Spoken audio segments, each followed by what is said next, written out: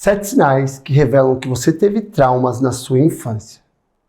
Diariamente eu recebo pessoas no meu consultório que tentam mudar as coisas na própria vida, mas não conseguem. Ficam patinando, se esforçando muito, sem realmente alcançar a mudança que tanto quer. E se você já se esforçou demais para obter essa mudança, fica lutando contra gatilhos emocionais, explosões emocionais, perda de foco, procrastinação, esse vídeo é para você. Fica comigo até o final desse vídeo. E se você ainda não me conhece, meu nome é Samuel Kiss, eu sou hipnoterapeuta, instrutor de hipnoterapia e eu sou especialista em ajudar pessoas como você a se libertarem da ansiedade.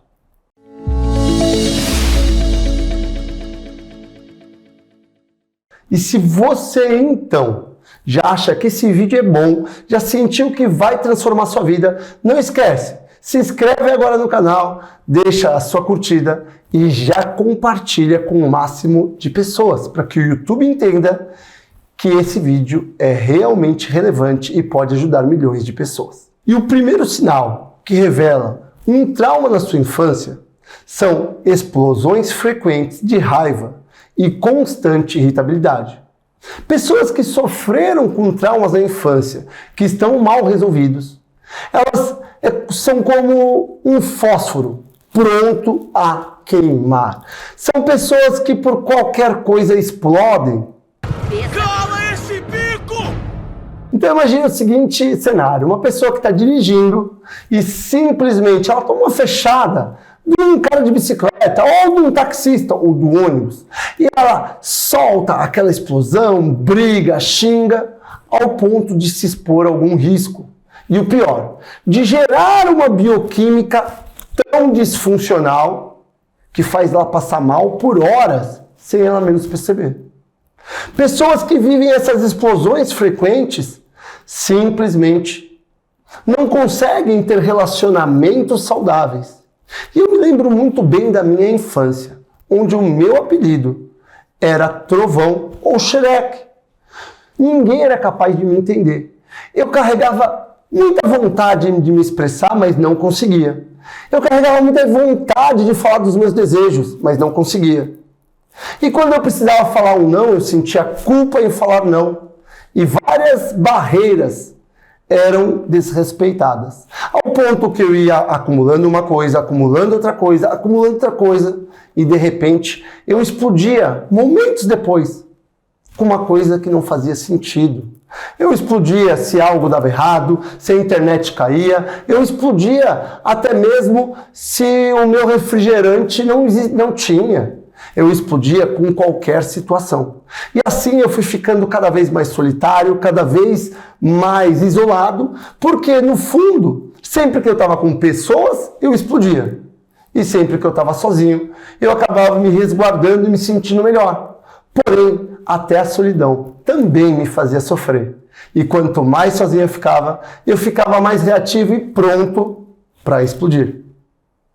Segundo alguns estudos da neurociência, isso é chamado de amígdala hiperreativa. A amígdala é um órgão da nossa mente que vai acumulando esses tipos de traumas. E depois de um tempo, ela começa a reconhecer ameaça, ela começa a reconhecer problemas onde não existe. Então ela começa a juntar o problema do trânsito com o seu atraso, com a chance de você perder o emprego, com as contas a pagar, com a hipoteca da sua casa, com o IPTU. E assim ela acumula tudo isso e quando ela chega em casa, ou quando você chega em casa e a sua esposa pergunta: e aí, como foi o dia? E você já explode falando: o que você quer dizer com isso? Com coisas que não fazem sentido. Ou outro cenário, o seu filho fala: papai, brinca comigo. Papai, me dá atenção. E você, puto da vida, já fala: cala a boca, eu não tenho tempo para você, preciso fazer isso ou aquilo. O fato é que essas pessoas estão acumulando coisas o dia inteiro. E de acordo com que isso vai sendo acumulado, vamos virando uma panela de pressão pronta para explodir. E o segundo sinal que você carrega traumas da sua infância é o medo do julgamento. E junto com o medo do julgamento, a necessidade de agradar a todos. E olha só, o fato por si só é que o medo do julgamento não faz o menor sentido. Imagina que você está numa sala e fala assim, olha, vamos ali tomar um café comigo? E a pessoa fala, claro que sim. E quando você então vai se direcionar para a porta, você pega uma cadeira de roda, senta na cadeira de roda e pede para essa pessoa te levar. E aí então a pessoa fala, mas como assim? Você estava andando até agora? E a pessoa você olha para a pessoa e diz assim, olha, eu tenho medo que me julguem no meu andar. Tenho medo que elas falem que eu ando de forma errada, feia, estranha, que eu não ande tão bem quanto os outros. Você acha isso normal? O fato é que ter medo do julgamento, do que as pessoas vão dizer sobre o que você faz, não faz o menor sentido. O fato então é que o medo do julgamento vem lá do nosso passado, quando os nossos ancestrais, viviam em bando e dependiam da aceitação do bando para você sobreviver. Era muito mais fácil você sobreviver em bando, porque os grandes animais eram muito mais fortes que nós, seres humanos. Porém, hoje, na sociedade moderna, não faz o menor sentido você ter o medo de se expressar, o medo de usar uma roupa diferente, o medo de usar um corte de cabelo diferente, o medo de fazer algo para mudar. Mas o fato, então, é que diariamente hoje em nossa sociedade, nós somos julgados pelos nossos comportamentos. E sempre que nós somos diferentes, sempre que nós não nos encaixamos, nós ouvimos que essa pessoa é um problema, que essa pessoa é um desajustado, que essa pessoa é o patinho feio, essa pessoa é a ovelha negra. E assim, então, com esse medo de julgamento vem a necessidade de agradar, a necessidade de aprovação. E fazemos as coisas mais para realmente receber um aplauso, mais realmente para receber um tapinha nas costas dizendo parabéns, filhão, você foi bem, do que realmente para alcançar os nossos sonhos. E olha só, agindo dessa maneira, você não vai alcançar nada. Você acha que realmente o Steve Jobs, o Elon Musk, o Bill Gates, pessoas que foram diferenciais, pessoas que foram disruptivas, eles agradavam a todos? Não, por muitas vezes eles foram simplesmente abandonados. Existe a história da passagem quando Henry Ford queria criar um motor V8. E todos os engenheiros, os maiores especialistas da época, foram contra ele, dizendo que era impossível. E imagina ele sem estudo, na frente de um monte de engenheiro, os melhores do mundo. E ele batendo e brigando, dizendo que era possível, que eles precisavam se esforçar mais. E o fim da história é que ele estava certo. Mas ele precisou persistir, ele precisou, para alcançar seu sonho, desagradar muitas vezes, quebrar as regras e não se preocupar nem com o julgamento alheio e nem com agradar a todos. E o terceiro sinal que você carrega um trauma na sua infância são problemas como obesidade, sobrepeso, compulsões, vícios e a busca pelo prazer imediato. De fato, quando uma criança está equilibrada, a mãe precisa implorar para ele comer. Quando ele está no parquinho, ele nem quer saber de comida, ele corre, ele passa o dia inteiro e a mãe fala, Samuquinha, você precisa comer, você não comeu desde manhã. E ele come um pouquinho e ele já quer voltar a correr. O fato então é que obesidade, compulsão, sobrepeso, é uma busca por prazer imediato, é um gatilho emocional que faz você comer não pela fome fisiológica, mas comer por um vazio emocional. E esse vazio emocional está atrelado às suas experiências e referências emocionais do passado. Tem uma história muito bonitinha, mas muito impactante na minha vida, quando a minha filha nasceu. No primeiro mês ela não pegou no seio, ela não mamou muito, ela tinha muita dificuldade inclusive de pegar a fórmula. E ela nasceu grande, mas perdeu 1 quilo do dia do nascimento para o primeiro mês, para consulta na médica. E a médica, assustada, falou assim, cuidado, ela está em risco, ela precisa comer, a gente precisa mudar isso imediatamente. E foi o que fez, a gente estava trabalhando para isso. E logo em seguida, ela pegou o seio, ela começou a mamar bem, e ela ganhou 1 quilo de peso. E quando ela chegou na próxima consulta, mês depois, A médica, muito feliz, e eu entendo a felicidade, disse assim: isso, parabéns, ótima menina! E eu falei: para, doutora, porque isso é um risco para ela. O feedback realmente é importante, mas a comemoração pela comida, pelo ganho de peso, por ela estar realmente fazendo o básico, não é normal, não é funcional. E assim, então, o que poderia ter entrado naquele momento é um gatilho que fizesse com que, sempre que ela se sentisse em risco, fizesse ela comer. Sempre que ela se sentisse a iminência de uma ameaça, fizesse ela ter compulsão ou comer a mais. E eu já peguei muitos casos semelhantes dentro do meu consultório e com hipnoterapia conseguimos acessar situações semelhantes da nossa pequena infância ou até mesmo da barriga da mamãe. E quando tratamos o trauma, tudo mudou. E o quarto sinal que você carrega um trauma na sua infância é a procrastinação, perda de foco, a perda da motivação ou dificuldade de se manter motivado e a dificuldade na execução do que deve ser feito. E isso é completamente irracional, porque quando eu falo que é emocional, até fica bonitinho e aceitável. Porém, olha só, eu quero ter um sonho, eu quero ter sucesso, eu quero alcançar uma realização muito boa, muito grande.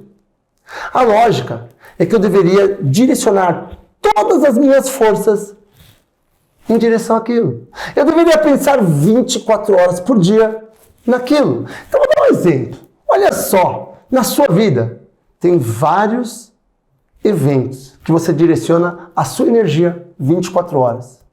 Um exemplo desses é a sua opção sexual. Se você é hétero ou se você é homo, a sua mente é tão programada para isso que você passa 24 horas focado nisso. Você não aceita 1 minuto, 2 minutos, 10 minutos, você não exercer essa opção. Então, se você é heterossexual, você não aceita exercer por 1 minuto apenas a opção homossexual. Você é 24 horas heterossexual. E se você é homossexual, a mesma coisa. Você não aceita exercer por 1 minuto apenas 10 segundos uma opção heterossexual.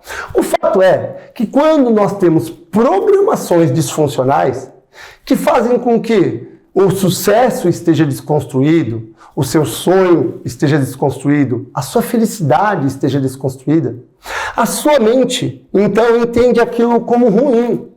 E é como se ela tivesse um ganho em ficar aqui do que ir para onde você realmente quer. E que na hipnoterapia nós chamamos de ganho secundário.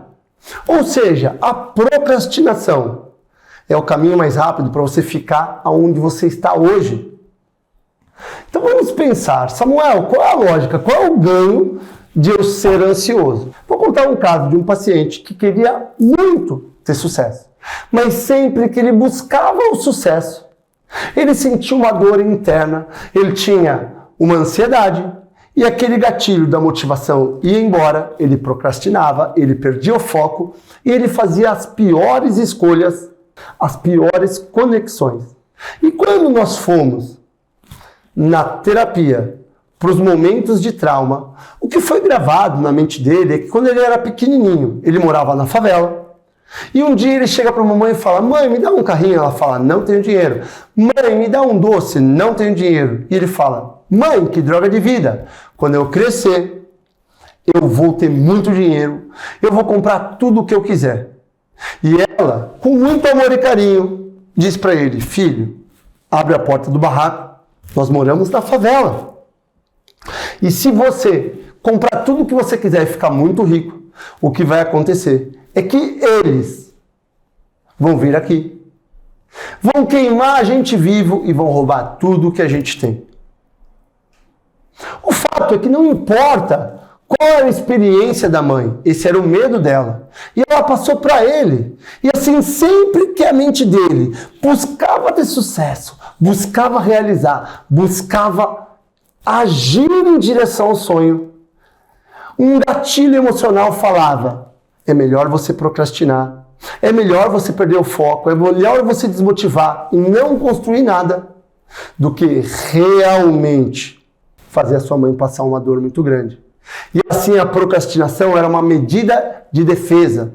Era realmente uma forma de manter ele no local mais seguro, porque o sucesso não era tão seguro. Só que de fato isso é um gatilho emocional, uma referência emocional disfuncional. E nós, todos nós carregamos essas coisas. E enquanto a gente não muda isso na raiz, nada muda na nossa vida. E o quinto sinal que você carrega um trauma na sua infância é a necessidade de controle, medo da traição, ciúmes, medo de ser enganado, orgulho, soberba, arrogância e até trair. Pessoas que têm medo de traição são as mais propensas a trair. E muitas delas justificam falando assim, eu vou fazer porque se um dia fizerem comigo, eu já fiz. E o fato é que toda essa necessidade de controle é o medo pela perda do controle. Ou seja, o que significa isso? A nossa mente vivenciou um momento no passado onde a perda do controle gerou tanta dor, que a mente entendeu, eu não posso perder o controle em hipótese nenhuma. E assim, então, ela fica buscando desesperadamente controlar todas as situações.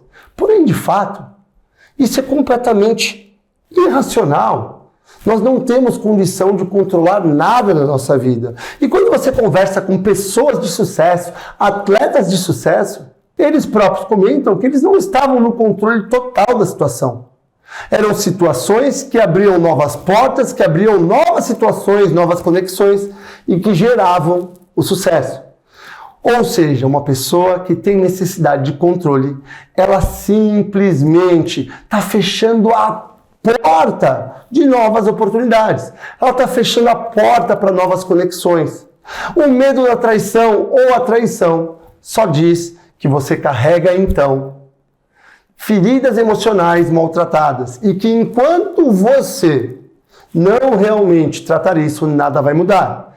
E assim é com a soberba, com o orgulho e com a arrogância, que na verdade só mostra que você precisa ter controle, só mostra que você precisa ser maior que o outro, ser melhor que o outro. E de fato, essa é a maior burrice que existe, porque você só vai crescer quando você estiver exposto a situações onde você é o menor da mesa, onde você é o pior. E tudo isso vai fazer com que você entre numa condição de ação e construa novos comportamentos, novas habilidades. E o sexto sinal de que você carrega traumas na sua infância é a carência, medo do abandono, sentimento de incapacidade, sensação de não ter valor, medo de ser trocado. E esse é um dos maiores medos dos casais, dos cônjuges, porque eles acreditam que uma pessoa, um homem ou uma mulher mais bonita, mais rica, com um corpo melhor, pode te afastar, pode te separar da pessoa tanto amada. O fato é que isso é uma grande insegurança, é um sentimento de incapacidade, achando que você tem menos valor que o próximo, que a grama do vizinho é mais verde. O fato é que toda essa carência vem carregada do medo do abandono e de situações da sua infância que você não foi capaz de realmente agradar ou o papai ou a mamãe, ou alguém muito importante na sua infância. E assim, a sensação é que você não tem valor, que você pode ser trocado por qualquer coisa. Eu lembro de um caso de uma menininha que carregava um senso desse, e ela sempre se envolvia com homens que faziam ela se sentir igual. E o fato aconteceu é que na infância, quando ela nasce, ela já tem um irmão mais velho, que é o xodó da família, ela não se sente realmente o foco e nem o centro das atenções. Só que ela descobre, depois de um tempo, que esse irmão, ele é tão importante porque ele tem uma doença. E assim, então, ela começa a ficar doente para tentar copiar o amor recebido. Mas no fundo, ela sempre sente que não tem o mesmo valor que o irmão. porque de fato a doença do irmão era muito importante. E o 7º sinal que você carrega traumas da sua infância é a insegurança, a indecisão, as dificuldades financeiras. E isso é muito importante a gente parar para analisar, porque insegurança e indecisão vai trazer dificuldade financeira.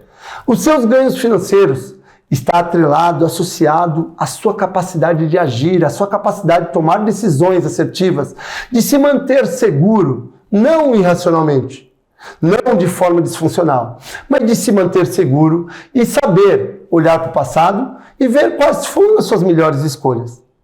Porém, o que a grande maioria das pessoas ignoram é que existe aí uma glamourização de que dinheiro não é importante, o que dinheiro não traz felicidade, e o que dinheiro, isso, aquilo. Não, o dinheiro é muito importante. O dinheiro, ele não é mais importante que a família, ele não é mais importante que a saúde, ele não é mais importante que a educação, ele não é mais importante do que a religião ou a religiosidade, mas ele também não é menos importante. Não dá para ter saúde sem dinheiro, não dá para ter família sem dinheiro, não dá para ter educação sem dinheiro, não dá para ter religiosidade, espiritualidade sem dinheiro. Com fome você não consegue nem rezar. O fato então é que o dinheiro e a situação financeira é muito importante e que grande parte das pessoas ignoram que a insegurança e a indecisão e a falta de foco no seu sucesso financeiro também é um gatilho que mostra que você tem um trauma de infância e que é um dos causadores principais da ansiedade nos dias atuais. Então, se você vive um ou vários desses cenários em sua vida, isso significa que a sua mente está marcada por aprendizados do passado, que hoje te bloqueiam de construir uma vida melhor, relacionamentos melhor, uma vida melhor com o seu filho, com a sua esposa, que te impedem hoje de construir ganhos financeiros melhores, de você construir um corpo melhor, uma autoestima melhor, de você realmente viver livre da ansiedade. E a única forma de você realmente mudar tudo isso é mudando a sua mente. Quando você muda a sua mente e as referências emocionais do seu passado, você consegue realmente se limpar de tudo isso e ficar livre para construir a vida dos seus sonhos. E se você então quer mudar tudo isso na sua vida, eu vou deixar aqui embaixo o meu contato para que você já marque a sua sessão inicial para começar hoje mesmo a desbloquear tudo que precisa ser desbloqueado. E se você então gostou desse vídeo, não se esquece de se inscrever no canal, deixar o seu like, o seu comentário e compartilhar com o máximo de pessoas, para que o YouTube entenda que esse vídeo é relevante e possa ajudar milhões de pessoas igual te ajudou. Um forte abraço e até o próximo vídeo.